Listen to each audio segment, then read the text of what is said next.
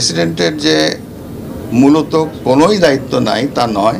সে কথা বলার জন্য নিউজরুম থেকে আমাদের সাথে যুক্ত হচ্ছেন সিনিয়র রিপোর্টার মাসুদুর রহমান। মাসুদ, আপনি শুনছিলেন যে কথা প্রসঙ্গে কথা বলছিলেন এবং আমরা তার বক্তব্যে পেলাম যেটি রাষ্ট্রপতি মোহাম্মদ শাহাবুদ্দিনের শপথ ভঙ্গের শামিল হিসেবে ধরা হচ্ছে। এই অবস্থায় তিনি কি তার পদে বহাল থাকতে পারবেন কিনা, কি মনে হচ্ছে আপনার? শান্তা, আসলে এখানে অনেকগুলো সাংবিধানিক বিষয় জড়িত আছে। সেগুলো হলো যে প্রথমত আমাদের দেশে এখন কোনো পার্লামেন্ট নেই। মীমাংসিত বিষয়ে বিতর্ক সৃষ্টি করে অন্তর্বর্তী সরকারকে অস্থিতিশীল ও বিব্রত করা থেকে বিরত থাকতে সবার প্রতি আহ্বান জানিয়েছেন রাষ্ট্রপতি মোহাম্মদ শাহাবুদ্দিন। পদত্যাগ ইস্যুতে রাষ্ট্রপতিকে উদ্ধৃত করে বিভিন্ন মিডিয়ায় যে প্রচারণা চালানো হয়েছে তা জনমনে বিভ্রান্তির সৃষ্টি করেছে। গত কয়েকদিন যাবৎ ধরে রাষ্ট্রপতির পদত্যাগ নিয়ে সোশ্যাল মিডিয়ায় তোলপাড়। ইতিমধ্যে এই বিষয়ে মুখ খুললেন রাষ্ট্রপতি হুঁশিয়ারি দিয়েছেন, রাষ্ট্রপতির যে কোনো ক্ষমতা নেই তা কখনো আপনারা মনে করবেন না। তার বক্তব্য শুনে রীতিমতো তোলপাড় সৃষ্টি হয়েছে। তাহলে কি ডক্টর ইউনূসকে তিনি হুমকি দিয়েছেন? এমনকি নির্বাচন নিয়ে তিনি যে বক্তব্য তুলে ধরেছেন তার বক্তব্য রহস্যজনক মনে করছেন অনেকে। না টেনে পুরো ভিডিওটি দেখবেন। শেষে রয়েছে রাষ্ট্রপতি কি পদত্যাগ করতে পারবেন, সংবিধান কি বলছে। না টেনে দেখবেন, একটি লাইক করে আমার সাথেই থাকবেন। প্রেসিডেন্টের যে মূলত কোনোই দায়িত্ব নাই তা নয়। প্রেসিডেন্ট একটা ঐক্যের প্রতীক এবং সেই ঐক্যের প্রতীক হিসাবে প্রেসিডেন্ট তার দায়িত্ব পালন করে সুষ্ঠু নির্বাচনের স্বার্থে। আমি রাষ্ট্রের প্রধান হিসাবে আমি মনে করি যে we will have to abide by constitution, এবং আমাদের কাছে এখন কনস্টিটিউশনের যে রূপ আছে সেই রূপ সেই আঙ্গিকেই সেখানে নির্বাচনের চ্যাপ্টারে যা বলা আছে ওইভাবেই নির্বাচন হবে। এখানে সেই পরিস্থিতি তো নাই যে ওই 58C 58 সে কেয়ারটেকার গভর্নমেন্টের সেই কনসেপ্টটা এত বছর পরে আবার ওখানে নিয়ে আসবে। যখন এটা 58C করা হয়েছে, এরপর যে জাজমেন্টটা হয়েছে পরিষ্কার বলে দেওয়া হয়েছে ওখানে যে অনির্বাচিত কারো দ্বারা কোনো সরকার বৈধ নয়। তো সেই অনুযায়ী সেই এগুলা আমি মনে করি, আমি একজন আইন জগতে চর্চা করেছি দীর্ঘদিন, যে এখন আর সেই ধারাকে পুনর্জীবিত করার কোনো সুযোগ আইনত নাই, এবং এখানে জনগণের ইচ্ছার প্রতিফলন ঘটবে না। রাষ্ট্রপতি হিসাবে সংবিধানে বিধিবদ্ধ নিয়মের মধ্যে একটা খুবই ন্যারো স্কোপ সেখানে আছে। কোনো রাষ্ট্রীয় কোনো এক্সিকিউটিভ ওয়ার্কে হস্তক্ষেপ করা প্রায় অনেক কাজই মহামান্য রাষ্ট্রপতি প্রধানমন্ত্রীর সঙ্গে আলোচনাক্রমে করে থাকেন। তবে অনেক সময় দেখা যায় যে নির্বাচনের সময় কোনো ক্রাইসিস সৃষ্টি হলে ক্রাইসিস ম্যানেজার হিসাবে প্রেসিডেন্টকে এগিয়ে আসতে হয়। যদি সেই রকম পরিস্থিতি হয় তখন প্রেসিডেন্ট তার এক্সক্লুসিভ ক্ষমতা বলে, ইনহেরেন্ট পাওয়ার বলে, প্রেসিডেন্ট এখানে হস্তক্ষেপ করতে পারে।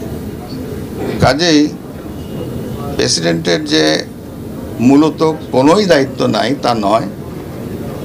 প্রেসিডেন্ট একটা ঐক্যের প্রতীক এবং সেই ঐক্যের প্রতীক হিসাবে প্রেসিডেন্ট তার দায়িত্ব পালন করে সুষ্ঠু নির্বাচনের স্বার্থে। কোশ্চেনেবল নির্বাচন যাতে না হয়, কোনো রকম হস্তক্ষেপ যাতে না হয়, প্রশাসন অ্যাডমিনিস্ট্রেশন নিরপেক্ষভাবে নির্বাচনে যেন তাদের উপর অর্পিত দায়িত্ব পালন করে, সেটা রাষ্ট্রপতি তখন সেটা দেখেন। সুতরাং বলতে গেলে একটা গুরুত্বপূর্ণ দায়িত্ব, কেননা আপনার অরাজকতা সৃষ্টি করা চেষ্টা দেখেন 1 বছর আগে থেকেই সেরকম একটা চেষ্টা চলছে। জনগণের মনে একটা উদ্বেগ এবং উৎকণ্ঠা সৃষ্টিরও চেষ্টা চলছে। বিষয়ে কথা বলার জন্য নিউজরুম থেকে আমাদের সাথে যুক্ত হচ্ছেন সিনিয়র রিপোর্টার মাসুদুর রহমান। মাসুদ, আপনি শুনছিলেন এই কথা প্রসঙ্গে কথা বলছিলেন এবং আমরা তার বক্তব্যে পেলাম যেটি রাষ্ট্রপতি মোহাম্মদ শাহাবুদ্দিনের শপথ ভঙ্গের শামিল হিসেবে ধরা হচ্ছে। এই অবস্থায় তিনি কি তার পদে বহাল থাকতে পারবেন কিনা, কি মনে হচ্ছে আপনার? শান্তা, আসলে এখানে অনেকগুলো সাংবিধানিক বিষয় জড়িত আছে। সেগুলো হলো যে প্রথমত আমাদের দেশে এখন কোনো পার্লামেন্ট নেই। পার্লামেন্ট যেহেতু রাষ্ট্রপতি নিজেই পার্লামেন্ট ভেঙে দিয়েছেন, 5 আগস্ট শেখ হাসিনার যে পদত্যাগের বিষয়টি উঠেছে এরপরে নিজেই পার্লামেন্ট ভেঙে দিয়েছেন। দ্বিতীয় কথা, পার্লামেন্ট যদি না থাকে রাষ্ট্রপতি পদত্যাগপত্র কার কাছে দেবেন সেটি একটি প্রশ্ন হয়ে দাঁড়িয়েছে। এখন যদি তিনি পদত্যাগ করতে চান সেক্ষেত্রে পদত্যাগপত্র ওনাকে সংসদের কাছে দিতে হবে। সেটি যেহেতু যদি পার্লামেন্টই না থাকে তাহলে তার পদত্যাগ করার বিষয়টি কিন্তু সেভাবে আর আসবে না। দ্বিতীয় কথা হলো, রাষ্ট্রপতি যদি পদত্যাগ করেন তাহলে তাকে সেক্ষেত্রে তার জায়গায় দায়িত্ব পালন করবেন এখন স্পিকার। কিন্তু বর্তমান আগে যিনি স্পিকার ছিলেন শিরিন শারমিন চৌধুরী, তিনি কিন্তু তার স্পিকারের পদ থেকে পদত্যাগ করেছেন এবং তিনি একটি হত্যা মামলার আসামি। সেক্ষেত্রে তাকেও কিন্তু দায়িত্ব দেওয়ার সুযোগ নেই। যদিও এটির একটি ভিন্ন আইনি ব্যাখ্যা রয়েছে যে স্পিকার পদত্যাগ করলে পরবর্তী সংসদ না আসা পর্যন্ত স্পিকার তার দায়িত্ব পালন করে যেতে পারবেন, শুধুমাত্র পরের সংসদের নতুন স্পিকার শপথ নেওয়া পর্যন্তই তিনি স্পিকার পদে থাকবেন। আর একটি বিষয় সেটি হলো যে ডেপুটি স্পিকার পদে যিনি থাকেন তিনি রাষ্ট্রপতি পদত্যাগ করলে তিনিও দায়িত্ব নিতে পারেন। সেক্ষেত্রে আমাদের ডেপুটি স্পিকার কিন্তু এখন গ্রেপ্তার হয়ে কারাগারে আছেন। সেক্ষেত্রেও একটি সাংবিধানিক শূন্যতা কিন্তু রয়ে গেছে। আর আমাদের আমাদের সংবিধানে যে অনুচ্ছেদগুলো রয়েছে 48 থেকে পর যেটি নির্বাহী বিভাগের অনুচ্ছেদ, সেখানে রাষ্ট্রপতির অভিশংসনের বিষয়টি রয়েছে 52 অনুচ্ছেদে, রাষ্ট্রপতির দায়মুক্তির বিষয়টি রয়েছে 47, 48, সব কিছু মিলেই একটি হযবরল অবস্থা বলতে পারেন আপনি। যে আমাদের যে রাষ্ট্রপতি এখন যদি কোনোভাবে পদত্যাগ করেন সেক্ষেত্রে একটি বিশাল সাংবিধানিক সংকট তৈরি হবে, সাংবিধানিক শূন্যতা কিন্তু এখন তৈরি হবে। কারণ দেশে এখন পার্লামেন্ট নেই, দেশে এখন কোনো প্রধানমন্ত্রী নেই, দেশে এখন কোনো স্পিকার নেই এবং দেশে এখন কোনো ডেপুটি স্পিকারও নেই। সেক্ষেত্রে রাষ্ট্রপতি কার কাছে পদত্যাগপত্র জমা দেবেন সেটিও একটি বিরাট সাংবিধানিক প্রশ্ন রেখে যাবে। মাসুদ, ধন্যবাদ আপনাকে আমাদের সাথে যুক্ত হওয়ার জন্য। দর্শক, আপনারা জানেন বর্তমান সময়ে কিন্তু রাষ্ট্রপতি মোহাম্মদ শাহাবুদ্দিন চুপ্পুকে সরানোর জন্য জোর দাবি উঠেছে।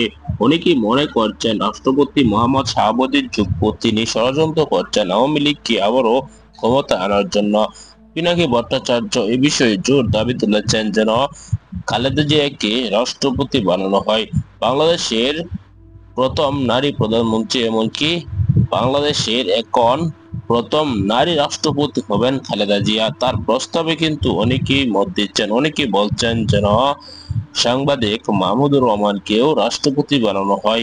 এই রাষ্ট্রপতি তো অবশ্যই থাকবেন না, সেটি আপনারা ইতিমধ্যে অবগত আছেন। কেননা পিনাকি ভট্টাচার্য সেখানে হাত দিয়েছেন, সেখান থেকে রাষ্ট্রপতি আর কিছুতেই ফিরে আসতে পারবে না, রাষ্ট্রপতি কিছুতে আর পদে থাকতে পারবে না। ইতিমধ্যে জানা যাচ্ছে তিনি পদত্যাগ করতে সিদ্ধান্ত নিতে পারে। দর্শক, তাহলে কখন তিনি পদত্যাগ করবেন এ বিষয়ে আপনাদেরকে পরবর্তীতে জানিয়ে দেব। পরবর্তী ভিডিওগুলো পেতে চ্যানেলটিকে সাবস্ক্রাইব করে পাশে থাকা বেল বাটনটি অন করে দিবেন।